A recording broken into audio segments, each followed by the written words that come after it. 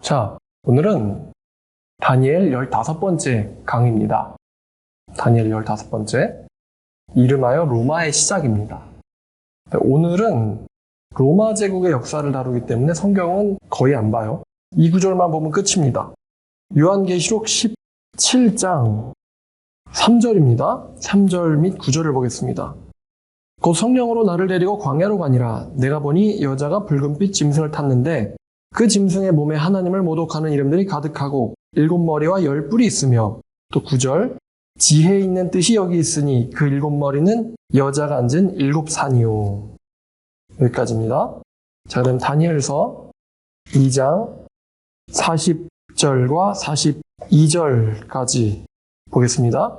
넷째 나라는 강하기야 쇠 같으리니 쇠는 모든 물건을 부서뜨리고 이기는 것이라. 쇠가 모든 것을 부수는 것 같이 그 나라가 문 나라를 부서뜨리고 찢을 것이며, 왕께서 그 발과 발가락이 얼마는 토기장의 진흙이 얼마는 쇠인 것을 보셨은즉 그 나라가 나눌 것이며, 왕께서 쇠와 진흙이 섞인 것을 보셨은즉 그 나라가 쇠 같은 든든함이 있을 것이나, 그 발가락이 얼마는 쇠요 얼마는 진흙인즉 그 나라가 얼마는 든든하고 얼마는 부서질 만한 것이며. 자, 그 다음에 7장 7절입니다. 내가 밤 한산 가운데 그 다음에 본 넷째 짐승은 무섭고 놀라우며 또 매우 강하며 또 쇠로 된 큰 이가 있어서 먹고 부서뜨리고 그 나머지를 발로 밟았으며, 이 짐승은 전에 모든 짐승과 다르고 또 10뿔이 있더라. 자, 그 다음에 7장 19절부터 20절까지 읽겠습니다. 이에 내가 넷째 짐승에 관하여 확실히 알고자 하였으나 곧 그것은 모든 짐승과 달라서 심히 무섭더라. 그 이는 쇠요 그 발톱은 노시니 먹고 부서뜨리고 나머지는 발로 밟았으며, 또 그것의 머리에는 10뿔이 있고 그 외에 또 다른 뿔이 나오매 세 뿔이 그 앞에서 빠졌으며, 그 뿔에는 눈도 있고 큰 말을 하는 입도 있고 그 모양이 그의 동류보다 커 보이더라. 23절도 한번 볼게요. 모신자가 이처럼 이르되 넷째 짐승은 곧 땅의 넷째 나라인데 이는 다른 나라들과는 달라서 온 천하를 삼키고 밟아 부서뜨릴 것이요. 자, 이 로마 제국은요, 다니엘서 2장과 7장에서 네 번째로 등장합니다. 2장에서는 네 번째로 나오는 이제 원소죠. 금, 은, 동, 철. 그 다음에 7장에서는 네 번째 짐승입니다. 8장에는 여러분이 지난번 배우셨던 것처럼 이 셀레우코스 제국의 멸망을 다루고 있어요. 그 다음에 11장도 셀레우코스 제국의 멸망을 다루고 있습니다. 근데 그럼 2장과 7장은 셀레우코스 제국이 아니냐라고 생각할 수 있는데요.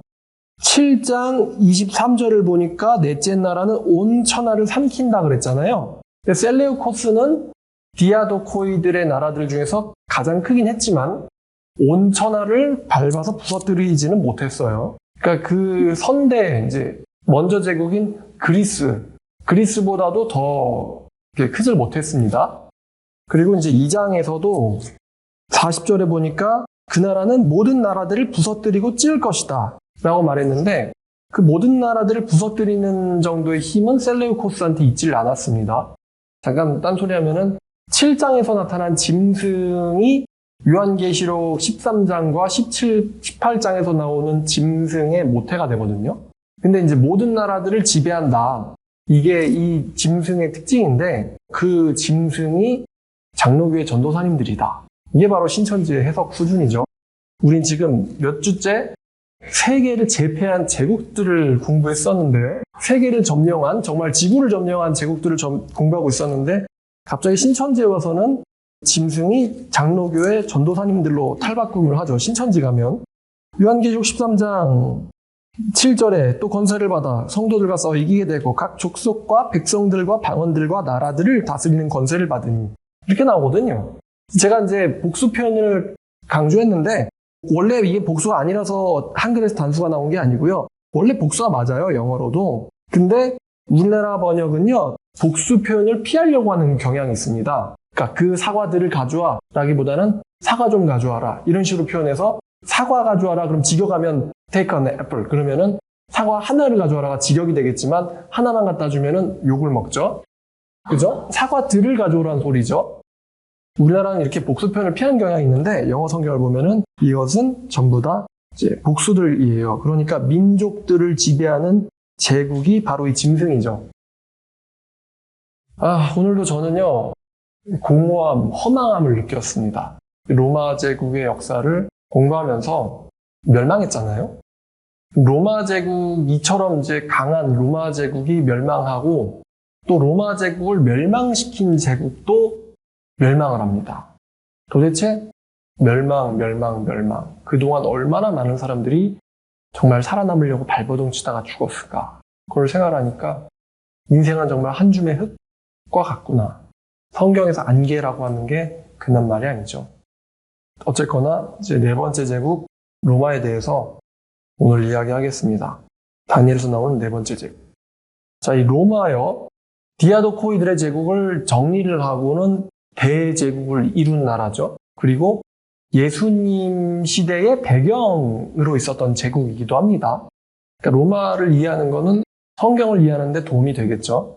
근데 이 로마의 시작이 이제 오늘 배울 건데, 이 로마 제국의 시대를요, 이제 크게 세 개로 구분을 합니다. 첫 번째는요, 왕정시대입니다. 왕정시대는 기원전 753년부터 기원전 509년까지입니다. 대략 한 250년 정도를 통치를 했네요. 왕정시대. 자, 그 다음에 공화정입니다. 공화정은 기원전 509년부터 기원전 27년까지 거의 한 공화정으로 역시 한 500년 정도를 통치했습니다. 그리고 이제 제국시대입니다.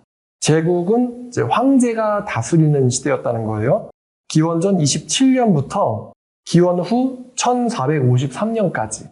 기원 후 1453년까지로 이제 나뉘어요.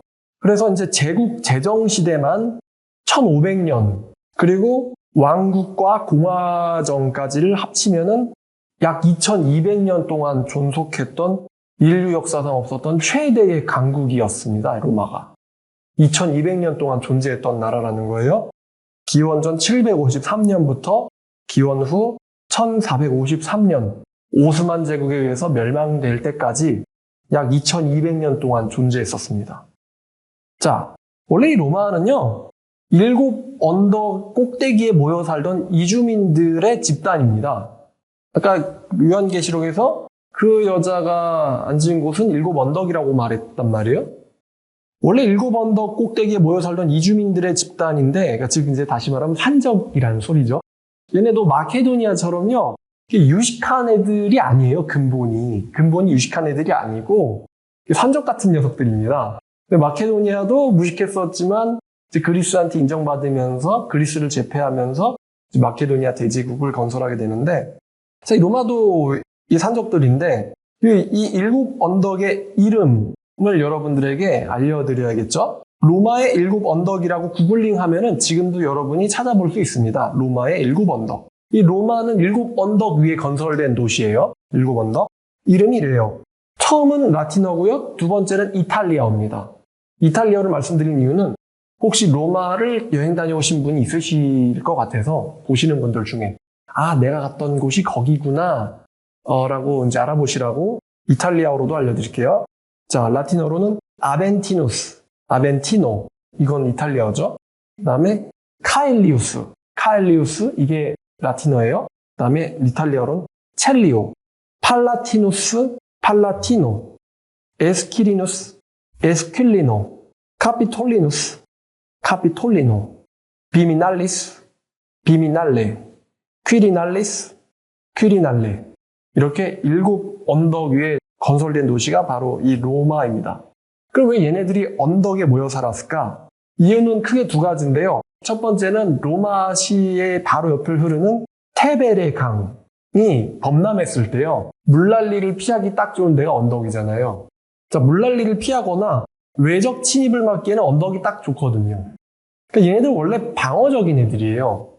그래서 이제 근본이 자체가 빈약한 유랑민족이라서요, 외세의 문화와 기술과 법률을 받아들이는데 아주 적극적입니다. 하다못해 이 로마식 이름이요, 뭐뭐누스 이런 식의 이름조차도 원래 지네가 만든 이름이 아니에요.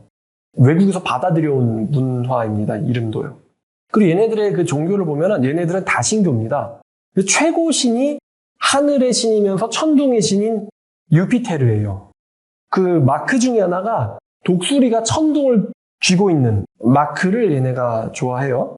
근데 얘네들은 천둥과 하늘의 신, 이 유피테르를 이제 그리스의 제우스라고 생각했어요. 그러니까 그리스의 제우스의 로마식 이름이 유피테르다라고 생각했었어요. 그래서 유피테르와 군신 마르스를 숭배했습니다, 얘네들이. 그리고 얘네들이 원래는 목축하던 사람들이에요. 그래서 주변에 초원이 많고 또 언덕이 있어서 방어하기에 유리했죠. 참 지도를 보면은 이스라엘에서 이렇게 시계 반대 방향으로 반월을 꺾어서 쭉 올라가면은 이제 뭐 스파르타도 나오고 그리스도 나오고 그러잖아요. 근데 이 그리스 같이 생긴 어떤 이제 볼록 튀어나온데 그 뒤에 또 볼록 튀어나온 데가 있으니 바로 거기가 이탈리아 반도죠. 로마죠. 그러니까 결국에는 이 마케도니아 대제국을 무너뜨리는 더 강한 대제국이 바로 자기네들 등 뒤에 있었던 거예요. 그러니까 참 역사가 아이러니한 거예요. 등 뒤에 있던 유랑민족이 자기들을 제패할 줄이야. 자, 근데 이제 이 로마가요, 기원전 390년경에 갈리아인들, 켈트족이라고도 불리는데요. 갈리아인들이 알리아 전투에서 로마를 이기고요. 로마를 약탈한 다음에 로마를 통째로 불살라버립니다. 기원전 390년에. 그러는 바람에 로마의 왕정시대의 과거 기록이 소실됐어요. 그래서 그 기원조차도 불분명합니다. 뭐 늑대가 기르던 두 소년에 의해서 건설되었다. 뭐 이런 신화가 있습니다만 그게 뭐 있진 않겠죠. 늑대의 젖을 물고 다닌 두 소년. 자, 그래서 로마 사람들 중에 일부가요. 그 갈리아인과의 전투에서 이제 카피톨리노 언덕 위에 올라가서요. 원로원들까지도 죽어가면서 농사를 한 거예요. 버텼죠. 그래가지고 로마 공화국이 멸망당하는 거는 피했습니다. 그리고 이 갈리아인들이요. 이주하다가 여기저기 유랑하다가 정착해서 건설한 도시가 바로 갈라디아 도시가 됩니다. 자, 그럼 이 갈리아인들, 켈트족, 얘네들이 전쟁에서 로마를 점령하고도 로마를 어떻게 할 줄 몰라가지고 물러납니다. 어떤 수준이었냐면은 로마가 막 수로를 만들었는데 전쟁에서 이겨놓고는 이제 그 수로에다가 시체를 버린 거예요. 그래놓고 지들이 그 물을 다시 먹고는 전염병 걸려서 죽고 이 수준이었다고 합니다. 그래가지고 이제 점령해놓고도 어쩔 줄 모르니까 로마 애들한테 배상금을 받고는 물러갔다고 해요. 자, 이 켈트족에서의 대패를 겪은 로마가요. 이때부터 그리스식의 플랑크스 전투 진영, 거대한 네모로 싸우는 거. 이 플랑크스식의 전투 진영을 버리고 이제 들어봤을 법한 레기온식의 전투 진영, 아주 독창적인 전투 스타일로 바뀝니다. 레기온식. 그래서 혹시 여러분들이 그 북한에서 열병식 할 때 거대한 네모가 움직이는 게 아니라 작은 네모들이 붙어가지고 움직이는 걸 여러분이 봤을 건데요. 작은 네모들이 모여서 거대한 하나의 네모를 이루는 식의 그게 레기온이에요. 한 레기온은 대략 6,000명 정도입니다. 군단 할 때 그 이름이 뭐냐? 그럼 군단입니다. 거기서 그 군단이 레기온인 거예요. 자, 그럼 이제 고대의 로마의 왕정시대 때 어땠느냐? 이때 고대 로마는요, 100명의 원로원들과 그 중에 뽑힌 왕으로서 구성되었습니다. 그리고 이때 이 왕직은 세습되지 않았어요. 자, 그리고 그 이후에 공화정 시대로 바뀌면서 100명이었던 원로원들의 숫자가 300명까지 늘어납니다. 이 원로원들이 결국에는 이제 로마의 최고의 통치 권력이거든요. 그래서 원로원들과 그다음 뭐 이제 민회, 평민회 뭐 이런 식으로 이제 정치 결정을 했던 것 같아요. 그리고 공화정 말기에는 이 원로원들이 600명까지 늘어납니다. 600명까지. 이후 이제 이 로마의 레기온식의 군대, 요게 기원전 343년부터 290년 사이에 있었던 3차에 걸쳐서 이탈리아 남부에 살던 삼리움족과의 전쟁. 그러니까 삼리움족은 로마 도시보다 좀 더 이제 아래쪽에, 더 이제 바다 쪽에 살았어요. 삼리움족과의 전쟁, 그 다음에 기원전 264년부터 146년에 걸쳐서 세 차례에 걸쳐서 있었던 이 카르타고와의 전쟁. 카르타고와의 전쟁은 지난번에도 언급한 것 같은데요. 카르타고 어디냐면은 현재의 튀니지입니다. 바로 그 로마에서 배 타고 좀 내려가면 이제 튀니지가 나오더라고요. 이 튀니지와 있었던 이제 포에니 전쟁. 세 차례에 걸쳐서 카르타고와 있었던 이 포에니 전쟁. 이제 이런 전쟁들을 통해서 로마의 군단은 말 그대로 이제 세계 최강이 되기 시작하죠. 이 포에니 전쟁이라는 여러분 많이 들어보셨죠? 세계사 시간에서. 이 포에니 전쟁이라는 말의 포에니가요. 원래는 페니키아라는 말입니다.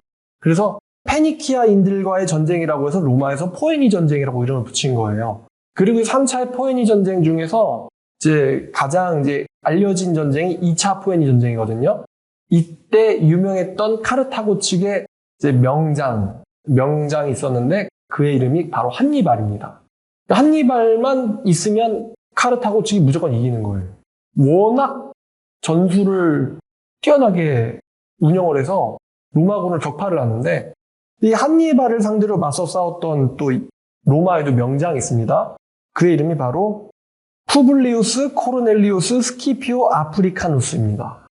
푸블리우스 코르넬리우스 스키피오 아프리카누스. 여러분 스키피오 지난번에 셀레우코스 이야기할 때 들으셨죠? 그 스키피오는 사실 이 스키피오의 동생입니다.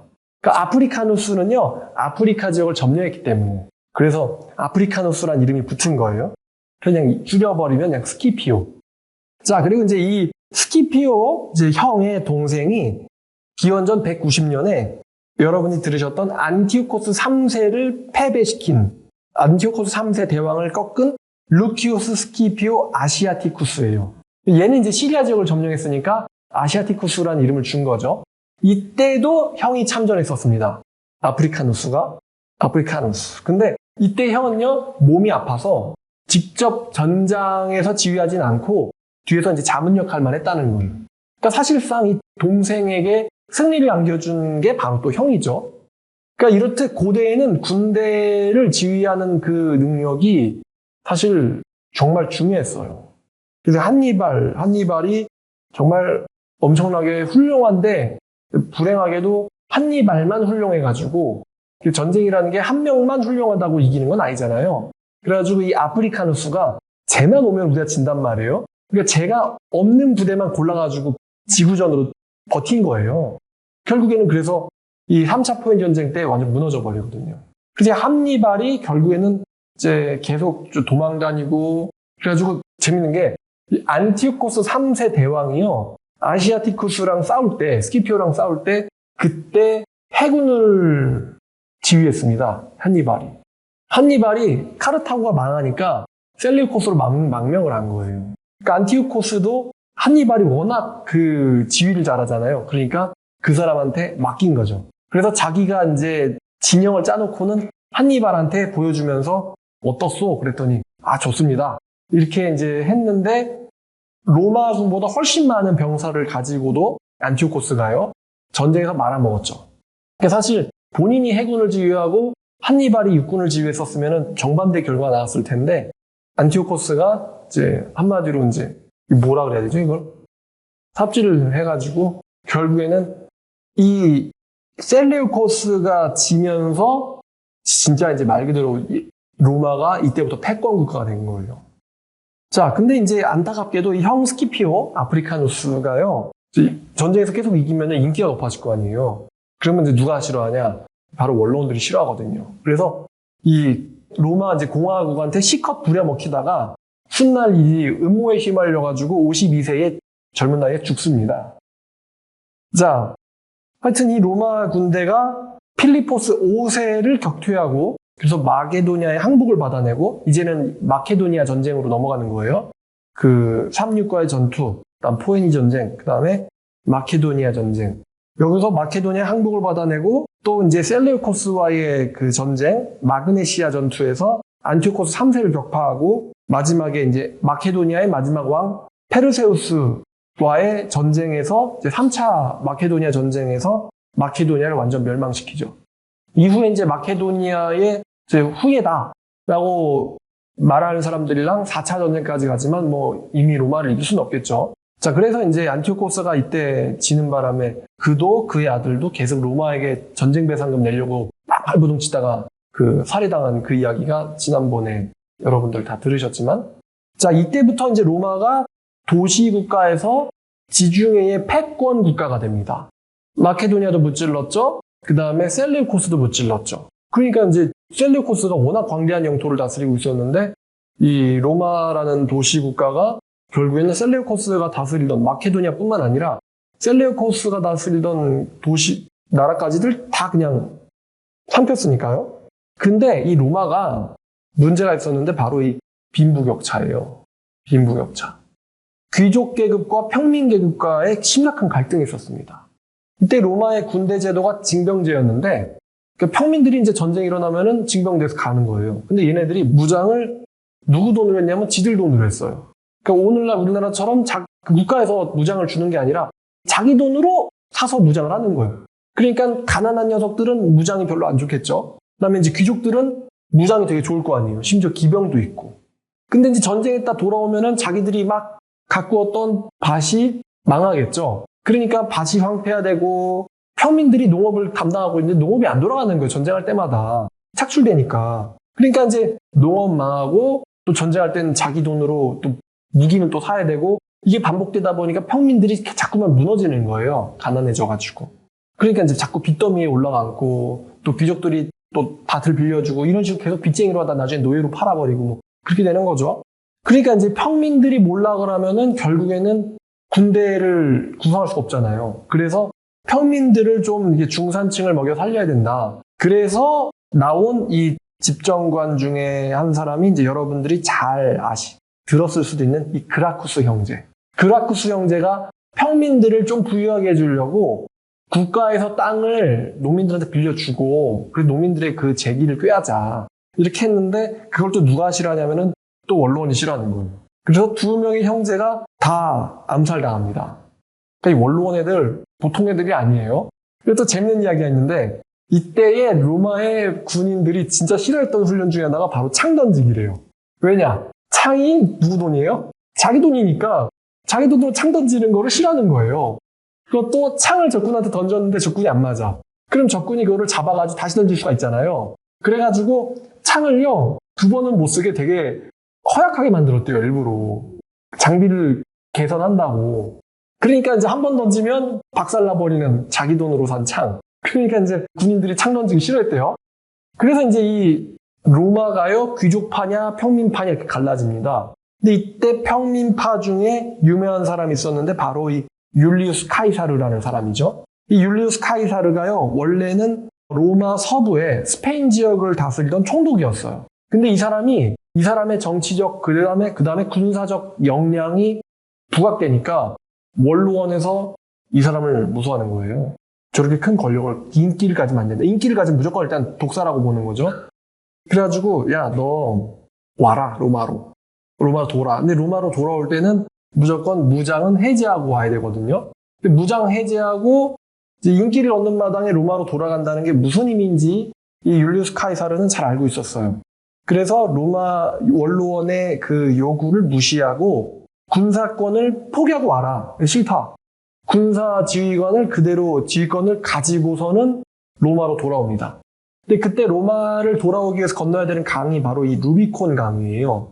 그래서 루비콘 강을 건넜다라는 말이 오늘날에는 더 이상 되돌아갈 수 없는 강을 건넜다라는 의미로 오늘날까지 쓰이고 있는 거예요. 그래서 이 카이사르가 군사 지휘권을 가지고 기원전 49년에 원로원에게로 이제 로마시로 들어갑니다. 당연히 이제 로마 원로원 애들이 이건 반란이다. 그러면서 군대를 소집을 해가지고 이 카이사르랑 전쟁을 해서 내전이 발생하는데 당연히 원로원들이 이길 리가 없겠죠. 그래서 율리우스 카이사르가 이깁니다. 원로원 측의 군대를 격파하고요. 이때 사실상 이제 재정의 기반이 바뀌는 거예요. 그래서 이제 49년에 원로원의 그 호출을 받고 내전을 일으켜가지고 격파하고 그래서 이제 이 카이사르가 결국에는 로마의 3대 권리를 다 장악을 합니다. 자, 그래서 이제 황제의 그 기반을 닦는데 안타깝게도 49년에 왔잖아요. 근데 44년, 딱 5년 만에 또 암살당해요. 그러니까 불쌍하죠. 그러니까 권력을 갖는다는 게 꼭 좋은 것만은 아닌 것 같아요. 암살이다 보니까. 자, 그래서 그의 아들이 바로 이제 이 아우구스투스죠. 아우구스투스.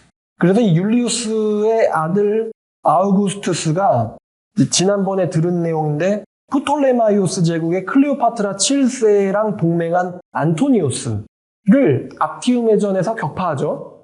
그래서 이때부터 이제 원로원 측으로부터 인정을 받아서 황제로 군임합니다. 요 아우구스투스부터 이제 로마가 공화정에서 이제 제정, 즉 로마 제국으로 공화국에서 제국으로 바뀌는 거예요. 이때가 이제 기원전 27년. 그래서 이제 이 카이사르 아우구스투스, 성경에서는 가이사 아고수도가 로마 제국의 초대 황제죠. 그러니까 여러분 이게 이제 다 느낌이 오죠. 아, 이렇게 해서 지금 로마의 제국의 시대가 시작된 거구나. 그래서 이제 성경에는 누가복음에 가이사 아고수도가 영을 내려 다 호적해라. 2장 1절이죠. 그때의 가이사 아고수도가 영을 내려 천하로 다 호적하라. 이렇게 나오죠. 그래서 가이사 아고수도가 바로 로마 제국의 초대 황제였던 거죠. 예수님 나실 때. 자, 오늘 강의는 사실 여기까지입니다. 상당히 짧죠. 다음번 강의를 이제 로마의 제정 역사에 대해서 다루려고 해요. 혹은 또 황제들을 좀 따져가면서 강의를 이렇게 해도 좋겠다. 왜냐하면 황제와 이 로마 제국이잖아요. 그러니까 황제를 따져가면 또 역시 로마의 스토리가 연결되거든요. 그리고 또 기독교의 박해, 또 이제 황제랑 연관이 돼 있죠. 어떤 황제가 집권하냐에 따라서 이 박해가 있느냐 없느냐도 바뀌기 때문에. 자, 참고로 혹시 여러분들이 삼두정치라는 말 들어보셨을 것 같아가지고 삼두정치에 대해 설명을 드리면, 이 삼두정치가요, 원래는 로마의 원로원들, 이렇게 툭하면 암살하는 이 원로원들을 견제하기 위해서 율리우스 카이사르랑 폼페이우스랑 크라수스 사이에 원로원을 견제하려고 자기들끼리 결탁한 비밀 조직이었어요. 율리우스랑 폼페이우스랑 크라수스. 그리고 이게 1차 삼두정치. 그 다음에 이제 1차는 비밀 조직이었어요. 그 다음에 2차 삼두정치는 이거는 이제 공개적으로 했는데 옥타비아누스랑 안토니우스랑 레피두스가 서로 공인된 형태로 BC 43년부터 BC 33년까지 약 10년 동안 권력을 셋으로 나누어서 이제 서로 견제하자. 그랬던 게 이게 2차 삼두정치예요. 자, 오늘 강의가 여기까지입니다. 그래서 스토리가 좀 로마의 제국 별로 생각할 게 없었죠. 그 다음번에는요, 이제 로마 황제들을 끝으로 아마도 로마 제국의 패망을 다루지 않을까 싶어요. 황제들까지 오늘 다 하면은 스토리가 또 로마 황제가 워낙 많거든요.